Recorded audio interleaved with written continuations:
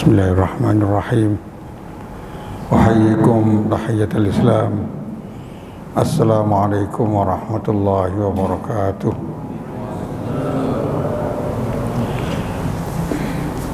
Alhamdulillah wa syukurlah wa salatu wassalamu ala rasulillah wa ala alihi wa sahbihi wa man tabi'u da'wala. A'udzu billahi minasyaitonir rajim. Bismillahirrahmanirrahim.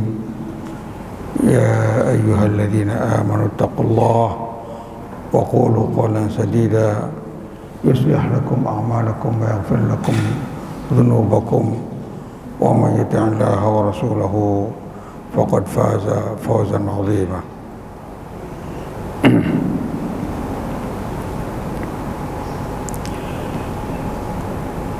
Pada kajian sebelumnya pernah saya menyampaikan tentang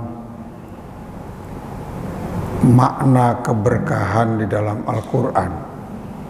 Hanya belum selesai, sekedar merefresh ingatan kita bahwa berkah adalah satu yang sering kita minta dalam kehidupan. Ketika ada orang yang menikah, kita doanya juga diberi keberkahan. Barakallah lakuma wa baraka alaikuma wa jama'a bainakuma fi khair. Ketika kita makan juga inginnya keberkahan. Allahumma barik lana fi ma razaqtana wa qina adzabannar. Semuanya keberkahan yang Allah turunkan di dalam kehidupan kita juga keberkahan. Yang diturunkan oleh Allah keberkahan. Umurnya tetap,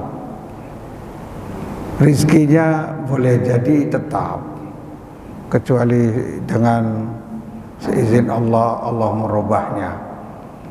Tetapi yang diminta adalah keberkahan. Rizkinya enggak banyak tetapi berkah. Nah, ini makna keberkahan. Sekarang kita ingin membahas apa wasilah-wasilah untuk mendapatkan keberkahan itu. Nah, wasilah-wasilah untuk menggapai keberkahan, karena tadi semuanya kita membutuhkan keberkahan itu. Di antara wasilah menggapai keberkahan adalah kita berakidah yang lurus, akidah salimah, akidah Ahlussunnah wal Jamaah. Dan cukup banyak ayat-ayat yang menunjukkan bahwa keberkahan itu ketika seorang mukmin meyakini la ilaha illallah.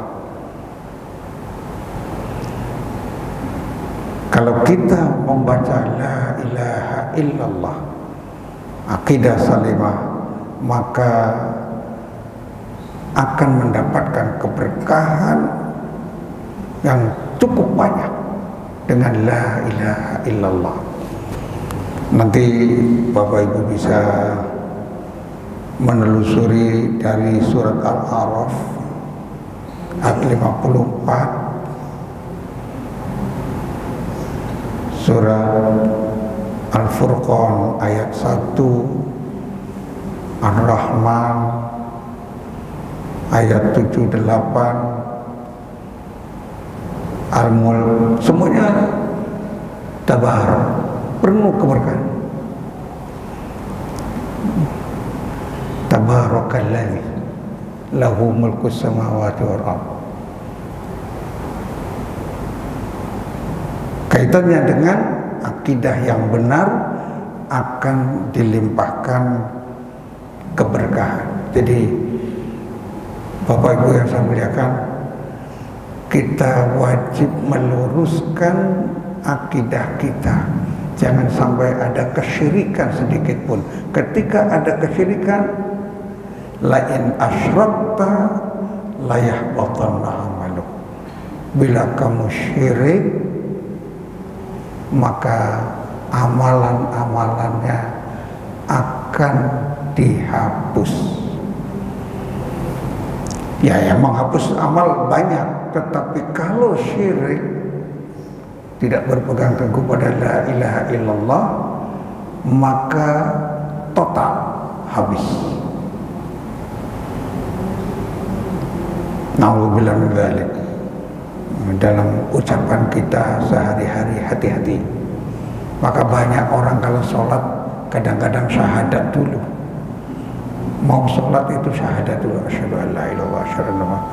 Dikhawatirkan ada ucapan atau ungkapan yang boleh jadi akan menyebabkan dia syirik.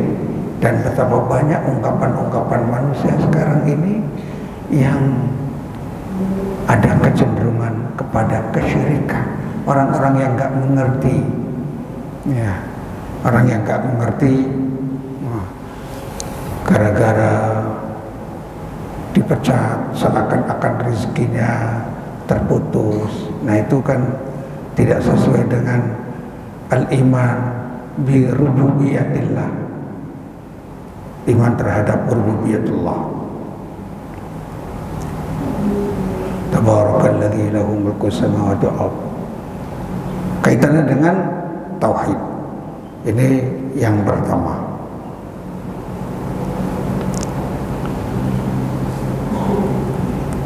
Yang kedua, bahwa yang saya sampaikan, menggapai keberkahan dengan tadabburul Quran, mentadaburi ayat-ayat Quran, tilawatul Quran, dengan mentadaburinya, mengikuti hidayahnya, merupakan satu keberkahan yang luar biasa. Bayangkan, kalau kita baca Bismillahirrahmanirrahim, itu ayat dari Al-Quran, hurufnya berapa? 19. Tetapi ketika baca Bismillahirrahmanirrahim, kalau saat dalam keadaan wudhu, kalau itu berbeda dengan yang tidak dalam keadaan wudhu. Ketika kita membacanya saat sholat, berbeda dengan membacanya di luar sholat.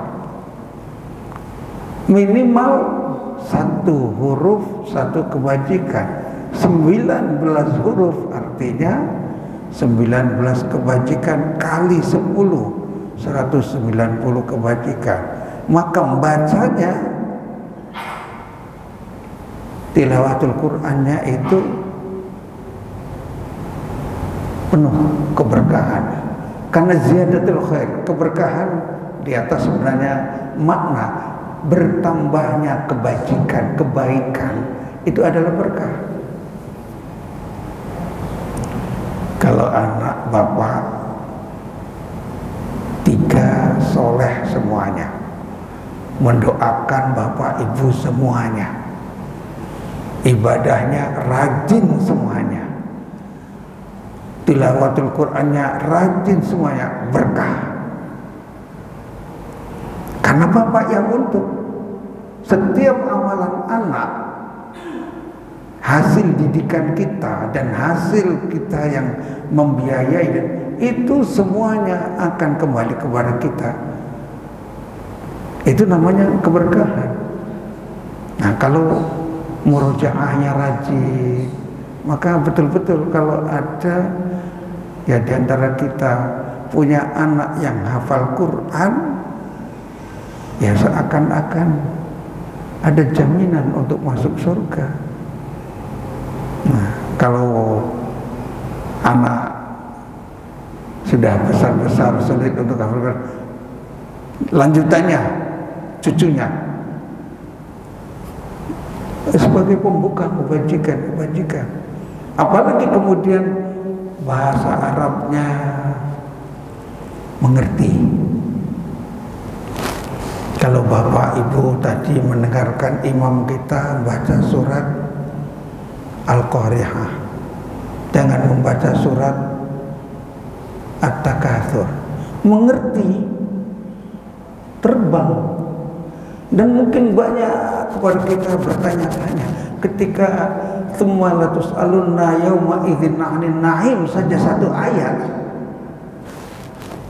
kita tadabburi, tsumma kemudian latus'alunna, kamu sekalian akan dimintai pertanggungjawaban yauma idzin pada hari kiamat 'anil na'im, dari semua kenikmatan.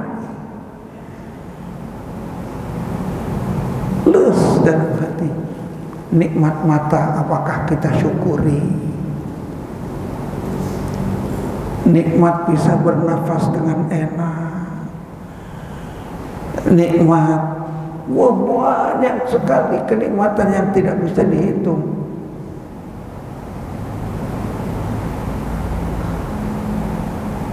Kalau tadabbur, dan itu akan ditanya, kamu Satori punya waktu banyak, kenapa tilawatul Qur'annya kurang? Punya waktu banyak tetapi kemudian tidak berzikir. Itu ditanya. Nikmat yang paling mahal dan banyak tertib, waktu diantaranya. Kesehatan, sudah sehat tapi ada azan tidak langsung mendekati ke masjid, dan itu banyak dan akan dimintai pertanggungjawaban. Sehingga kalau melihat nikmat yang sangat banyak ini dari tadabbur Al-Quran, kita wajib bersyukur banyak, alhamdulillah harus banyak, zikirnya harus banyak, ingat Allahnya terus. Kalau tidak, banyak penyesalan di saat yaumul hisab, banyak sekali penyesalan, dan itu tertera seluruhnya itu. Kalau manusia saja bisa memiliki dan bisa membuat perangkat yang canggih untuk merekam segala macam, Allah yang menciptakan manusia bagaimana perangkatnya? Setiap nafas, setiap tarikan nafas itu tanpa zikrullah akan menjadi penyesalan. Maka tadabbur Al-Quran, mentadabbur Al-Quran dan menerapkannya dalam kehidupan itu keberkahan. Lihat dan baru ayati untuk ditadabburi. Baca Al-Quran setiap hurufnya satu kebajikan, kemudian ditadabburi dapat satu kebajikan lagi, kemudian diamalkan dalam kehidupannya teman. Semuanya itu akan menjadi keberkahan ketika kita bisa menerapkan ayat demi ayat. Dicoba. Kalau tadi alhaakumut takatsur, kamu sekalian akan dilalaikan karena berlomba-lomba mencari harta yang banyak, lupa seakan-akan dunia itu segala-galanya. Hatta zurtumul maqabir, dilupakan sampai masuk kubur baru sadar. Na'udzubillah. Itu kalau mentadabburi ayat, maka ayat-ayat yang pendek, surat-surat pendek kita hafalkan dan kita mengerti terjemahannya ketika kita mendengarkan kapan saja faham. Pantas kalau Umar bin Khattab pernah berkata begini, ihrisu ala ta'allumil arabiyyah fa innaha juz'un min dinikum. Belajarlah bahasa Arab karena bahasa Arab itu bagian dari agamamu. Tanpa bahasa Arab sulit mentadabburi makna-makna Al-Quran. Bapak Ibu saya muliakan, yang ketiga, wasilah. Jadi selain kita menguatkan akidah yang benar, sebab dengan akidah yang benar itu artinya semua amal akan diterima. Syarat diterimanya amal adalah ikhlas, dan itu dengan akidah yang benar. Tanpa itu tidak ada keberkahan. Tadi yang kedua, bagaimana kita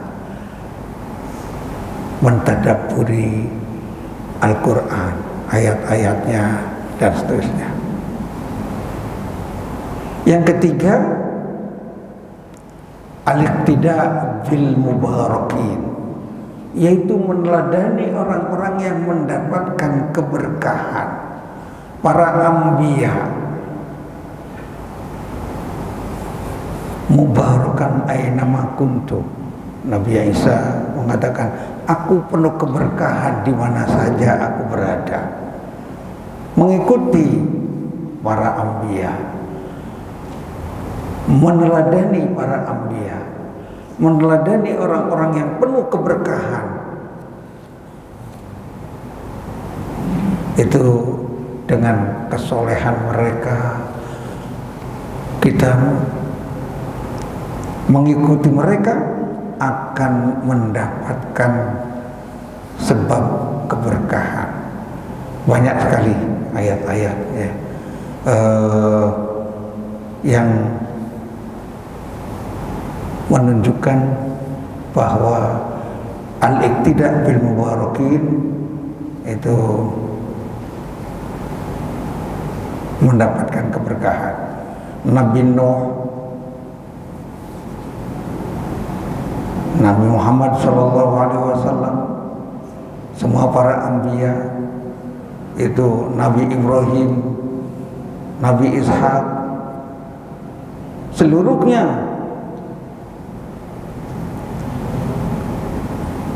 mendapatkan keberkahan. Maka kita meneladani mereka, meneladani Nabi Ibrahim dalam perjuangannya, meneladani Nabi Ibrahim dalam menapak tilas hajinya, merupakan sebab untuk mendapatkan keberkahan. Yang keempat, al-hirsu 'ala ta'arrudil barakah. Maksudnya adalah kita berusaha untuk memasuki, mendatangi tempat-tempat yang penuh keberkahan.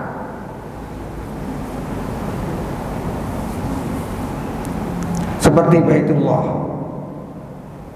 Masjidil Haram. Kalau kita beramal di tanah haram 100.000 kali lipat, artinya keberkahan. Sedekah di tanah haram sama-sama 1000-nya, tetapi ketika di tanah haram 100.000 kali lipat daripada sedekah di Indonesia. Maka berusaha untuk berada di tempat-tempat seperti itu. Masjidil Haram penuh berkah, Masjidil Aqsa penuh berkah. Coba diperhatikan,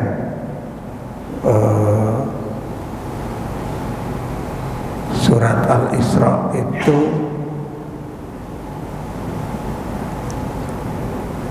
menyebutkan ya, barakna hawalahu, yang kami beri keberkahan sekelilingnya. Ada yang bertanya, Ustadz gimana diberi keberkahan, perang dulu kok keberkahan? Bagaimana itu? Melihatnya jangan perangnya. Akibat dari perangnya itu apa yang terjadi, banyak syuhada. Orang banyak berbondong-bondong ingin menjadi mati syahid sebenarnya. Bukan sekedar itu. Gara-gara Masjidil Aqsa, para mu'allaf di Eropa yang setiap hari itu cuma katanya 80 orang sebelum kejadian Taufanul Aqsa.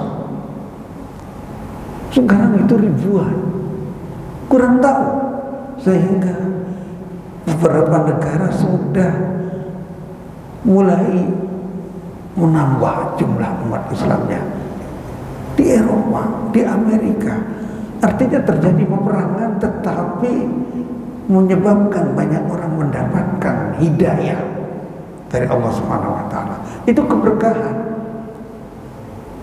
Bapak Ibu menyedekahkan hartanya untuk saudara kita yang ada di Palestina, keberkahan. Sebab kalau kita tidak bisa datang ke sana, minimal pernah dibahas di sini ya tentang itu, minimal kita bisa menyalakan lampu yang ada di Masjidil Aqsa, sama dengan mengunjunginya.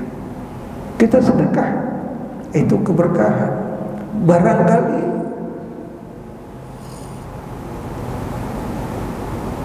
gambaran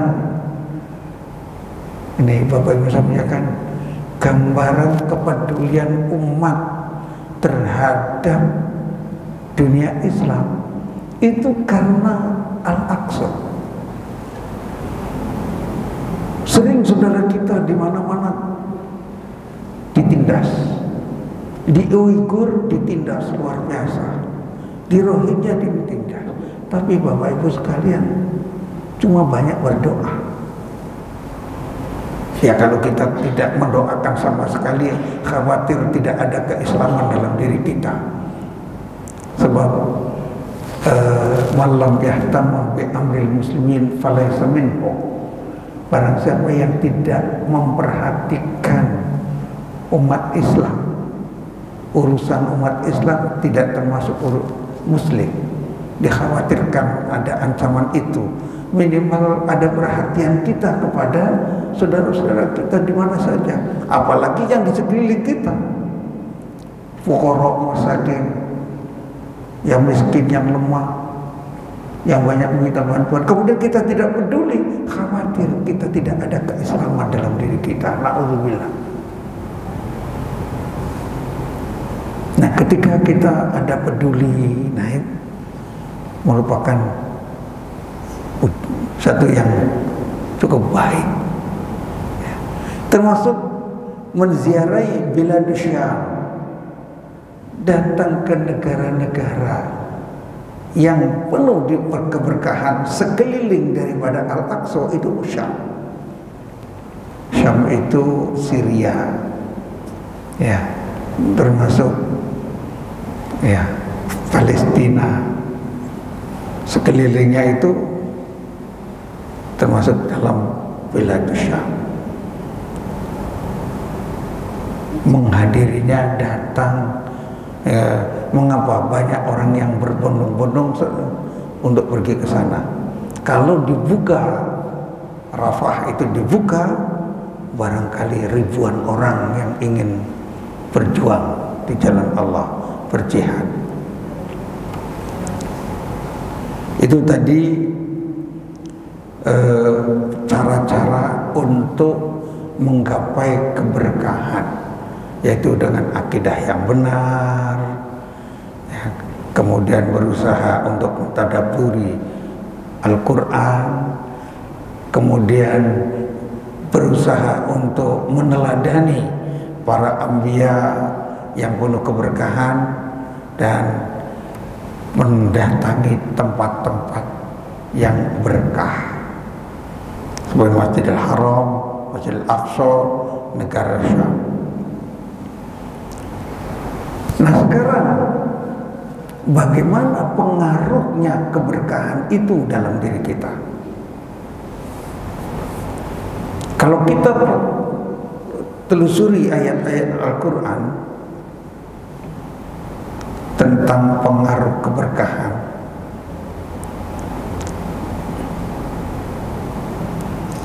yang pertama, akan diberi petunjuk ke jalan yang lebih lurus, yang kemudian menuju kepada surga. Kalau Bapak membaca Ihdinas Siratal Mustaqim, hati Bapak isinya apa? Hati. Jangan sampai mulutnya saja baca Ihdinas Siratal Mustaqim kemudian hatinya nggak ikut. Ketika Ihdinas Siratal Mustaqim itu tunjukilah kami jalan yang lurus, artinya jalan para anbiya, para syuhada, para sholihin, para aulia, para siddiqin. Artinya minta surga, jauh dari neraka. Maka ghairil maghdubi alaihim waladdallin itu jangan sampai mengikuti orang-orang yang disebut orang-orang yang sesat, ghairil maghdubi, yang dimurkai Allah. Jadi setiap baca itu hati kita minta surga, minta untuk jalan ke surga. Yang ringkas, ya kalau maknanya kan Bapak Ibu sudah paham, tapi maksudnya itu Ihdinas Siratal Mustaqim, tunjukilah kami jalan yang lurus, itu jalan menuju surga. Dan Allah Subhanahu wa Ta'ala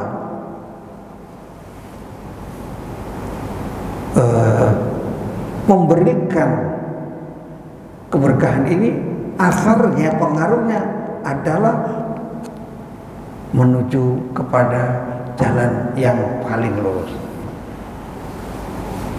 Inna hadzal Qur'an yahdi lillati hiya aqwam, lillati hiya aqwam, menunjukkan kepada jalan yang lebih lurus, yang lebih dekat.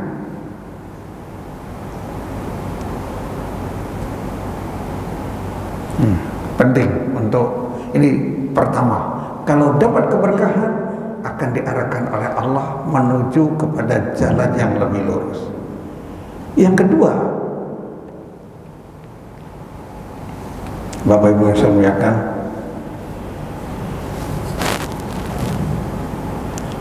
bila keberkahan kita gapai, maka sebenarnya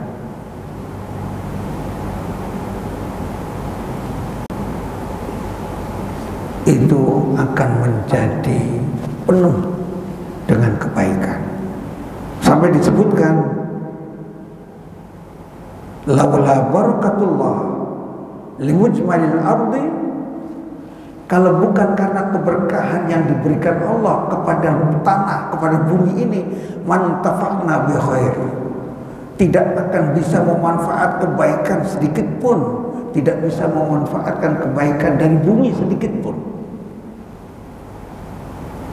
Ya, allati la tuhsa wa la tu'ad, yang tidak bisa dihitung. Jadi karena Allah menurunkan keberkahan di atas bumi, maka kemudian kita bisa mengambil airnya, kita bisa menuai pohon-pohonannya, buah-buahannya, sayur-mayurnya. Kalau bukan keberkahan tidak ada. Jadi itu pengaruh keberkahan yang Allah turunkan di atas bumi. Kalau ingin menghilangkan keberkahan itu, ya tinggal dicabut saja keberkahannya. Hujannya dicabut,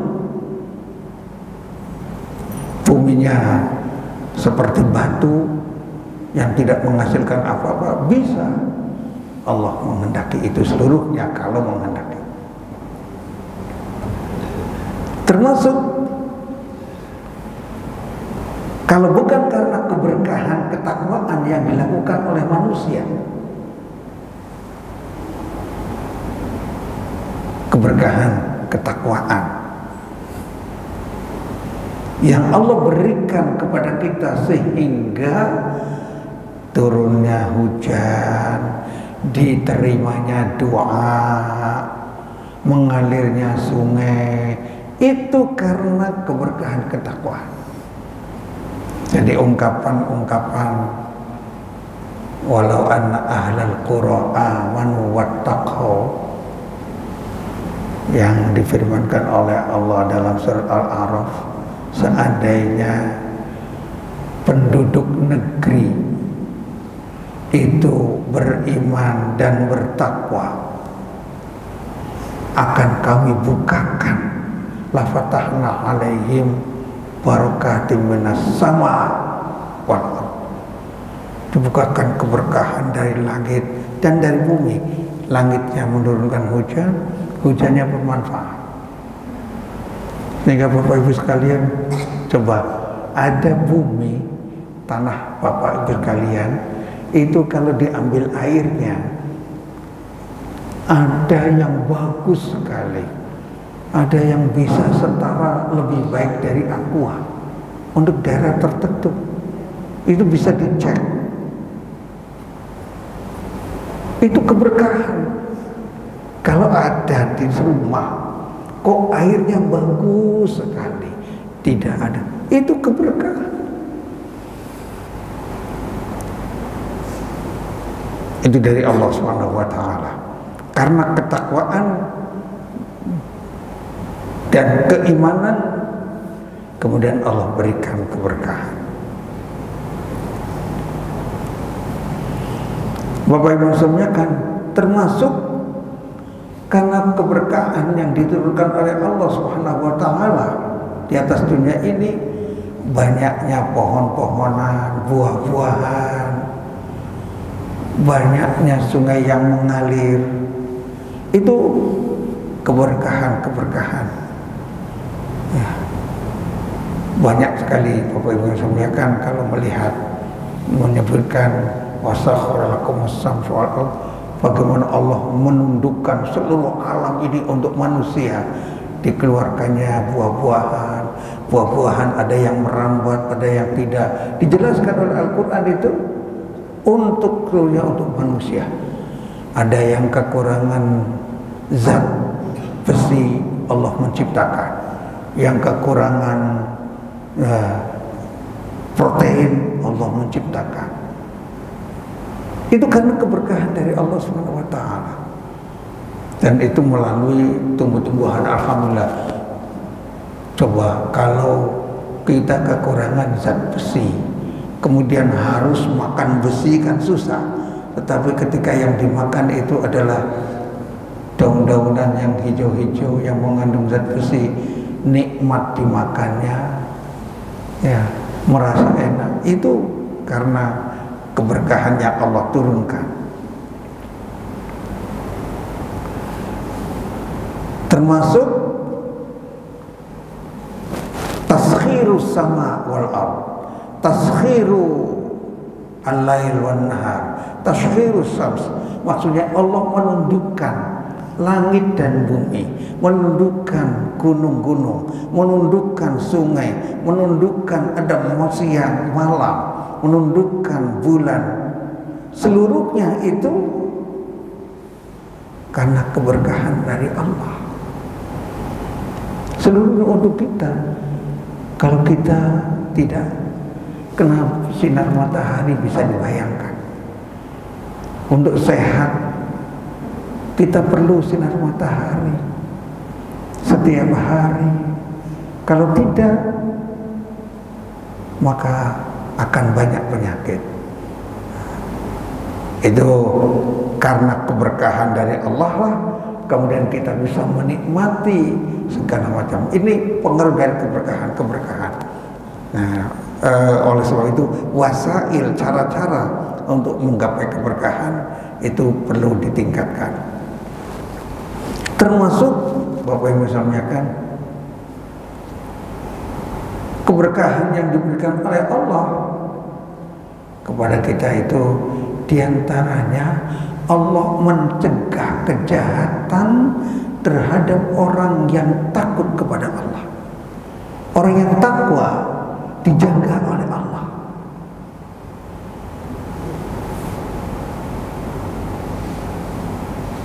Ketika penduduk bumi seluruhnya ditenggelamkan, yang tersisa cuma ada di kapal Nabi Nuh alaihi salam. Di kapal Nabi Nuh. Coba bayangkan seluruh dunia ditenggelamkan, sampai gunung yang tinggi pun tenggelam. Nah, ketika keluar dari kapal Nabi Nuh, ini kan orang muttaqin semuanya, takwa yang tinggal takwa orang takwa seluruhnya, yang beriman kepada Allah. Dakwah 950 tahun hanya dapat satu kapal. Satu kapal bukan kapal-kapal besar, ya tidak lebih dari hitungan 100. Bayangkan. Kemudian ketika itu diselamatkan oleh Allah. Coba kalau ada kena penyakit saja, baru ditenggelamkan seluruhnya, air seluruhnya. Itu kalau Allah tidak memberikan keberkahan, banyak sekali penyakit. Tetapi Allah mengamankan, sehingga nazala minas safinati bisalam, turun dari kapal itu dalam keadaan selamat, nyaman, tidak ada yang sakit berhari-hari. Yang berikutnya, Bapak Ibu sekalian, karena keberkahan juga Allah memberikan kabar gembira dengan adanya turunan-turunan yang soleh-solehah. Al-busyra bidzurriyah, kabar gembira akan mendapatkan turunan soleh-solehah. Di antara keberkahan itu, Pak, kalau kita punya anak, kemudian anak kita soleh-solehah, anak kita suka bersedekah, anak kita suka zikir, itu investasi akhirat bagi orang tuanya. Maka sangat rugi kalau kita punya anak enggak soleh, sangat rugi. Sehingga disebutkan min asaril barakah fil Quran, di antara pengaruh keberkahan dalam Al-Quran adalah tabsyirus sholihin bidzurriyyah, bahwa orang-orang soleh diberi kabar gembira akan mendapatkan anak cucu yang soleh. Nabi Ibrahim alaihissalam diberi keturunan yang soleh-solehah, turunan yang soleh. Padahal Nabi Ibrahim sudah tua, istrinya juga mandul, tapi karena kesolehannya diberi keberkahan oleh Allah, diberi turunan.